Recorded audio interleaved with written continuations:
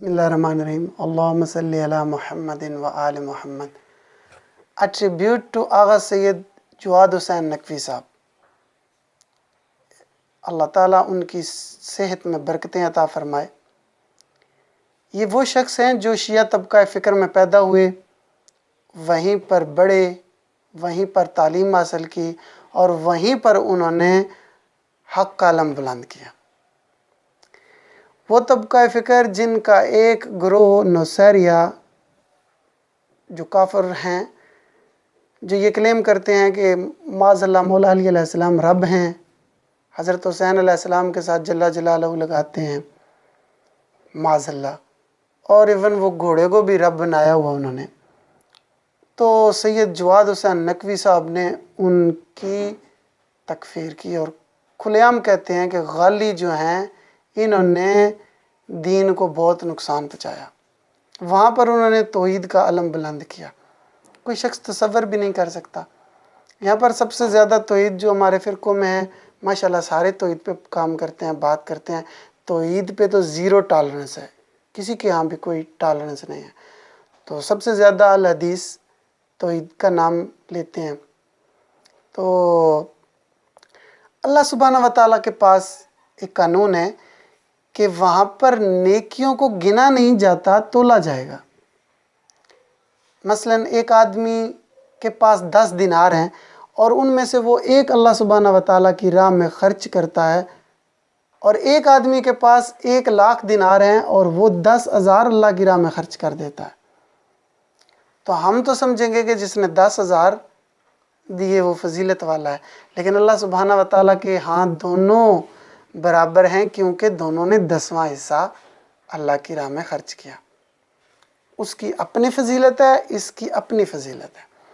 تو اہل حدیث کے منہج پر اگر کوئی توحید کا کام کر رہا ہے اور کرتا رہا ہے تو وہ سر آنکھوں پر وہ ایسے ہی ہے جیسے اس کے پاس 1,00,000 ہے اور وہ 10,000 دے رہا ہے.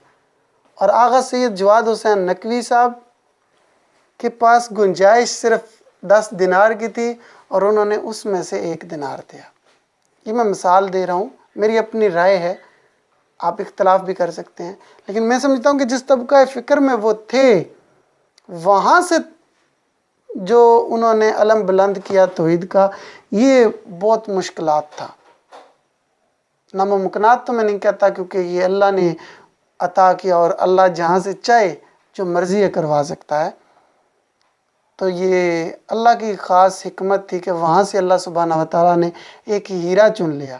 ان کی بہت ساری چیزوں سے مجھے علمی اختلاف ہو سکتا ہے، آپ کو بھی ہو سکتا ہے، آپ رکھ سکتے ہیں، لیکن میں اسپیسیفکلی صرف اس پہ بات کر رہا ہوں کہ جو انہوں نے توحید کا کام کیا. خود لذتی، دین میں خود لذتی پر ان کا ایک لیکچر ہے، چند دن پہلے ہی جمعہ کو آیا تھا، بڑا زبردست.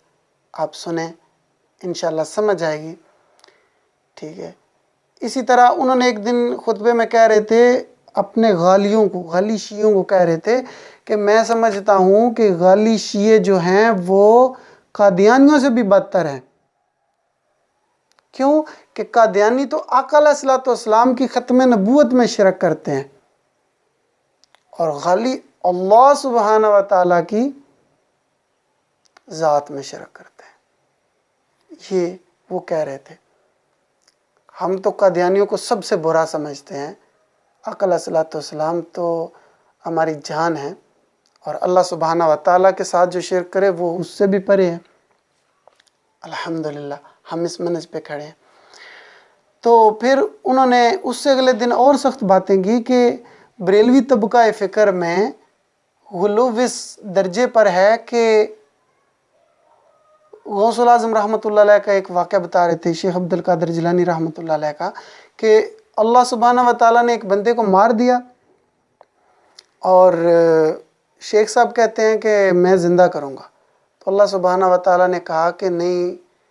تو شیخ عبد القادر جیلانی کہہ رہے ہیں کہ نہیں، میں نے زندہ کر دیا. تو وہ یہ بتا رہے تھے کہ یہ غلو ہے، اس درجے کا غلو کہ معاذ اللہ کو عاجز کر دیا اور شیخ عبد القادر جیلانی رحمۃ اللہ علیہ کو بڑھا دیا. دیکھیے یہ غلو ہے بھائیو. اللہ سبحانہ و تعالیٰ کو کوئی عاجز نہیں کر سکتا. جتنا بھی اللہ کا محبوب ہے، جتنا بھی اللہ کا برگزیدہ ہے، اللہ سبحانہ و تعالیٰ کو کسی کی کوئی دھونس نہیں ہے۔ اللہ سبحانہ و تعالیٰ قوی العزیز ہیں، اکیلا اللہ ہے جو المتکبر ہے۔ اللہ سبحانہ و تعالیٰ کو کسی کا کوئی دھونس نہیں، کسی کا کوئی ڈر نہیں، کوئی اللہ کو عاجز نہیں کر سکتا۔ اللہ سبحانہ و تعالیٰ نے قرآن میں فرمایا کہ اللہ کے کلمات بدلتے نہیں ہیں، جو اللہ کے قوانین ہیں وہ اتنے محکم ہیں کہ وہ بدل نہیں سکتے، وہ نہیں بدلیں گے۔ تو یہ غلو کے معاملے پر بھی وہ یہ بھی بتا رہے تھے کہ عارف علوی صاحب جو صدر ہیں وہ بھی التشیع ہیں، تو وہ عمران خان صاحب کی شان میں غلو کر رہے تھے کہ پوری دنیا کو چاہیے کہ آ کے خان صاحب کو بیعت کر لیں۔ تو بھائی اس سے تو اب میں بھی خان صاحب کا ایک کھلاڑی ہوں اور ان کو ہمیشہ سپورٹ کی ہے، آگے بھی ممکنہ طور پر جو ان کی صحیح اقدامات ہوں گے ان کو سپورٹ کریں گے، لیکن یہاں پر ہم نہیں ان کے ساتھ کھڑے ہوتے۔ خان صاحب کہتے تھے سچ بولا کریں، تو ہم سچ بول رہے ہیں کہ بھائی جان بہت زیادہ مہنگائی ہے، اس قدر مہنگائی بڑھ گئی ہے، اور حتیٰ کہ ابھی پاکستان سب سے سستا ترین ملک ہے، پھر بھی یہ حالات ہو چکے ہیں۔ تو خان صاحب اللہ کا نام جے پہلے اپنے ملک کے حالات تو ٹھیک کر لیں، آپ کی باہر والوں کو آگے بیعت کرنے کی بھلا کیا ضرورت ہے؟ تو یہ وہ بتا رہے تھے کہ علوی صاحب تو خود خان صاحب کی غلو کا شکار ہیں، اور دوسروں کو بھی کہتے ہیں کہ آؤ آ کے آپ بھی یہی غلو کا شکار ہو جائیں۔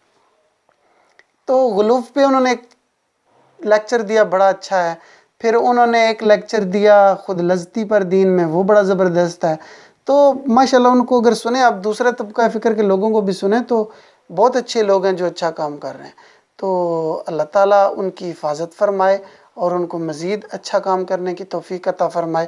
ان سے بہت سارے علمی اختلافات ہو سکتے ہیں، مجھے بھی اور آپ کو بھی ضرور علمی اختلاف رکھیں، لیکن جس آدمی کی جو صحیح بات ہے، اچھی بات ہے، حق بات ہے، اس کو انڈورس کرنا چاہیے۔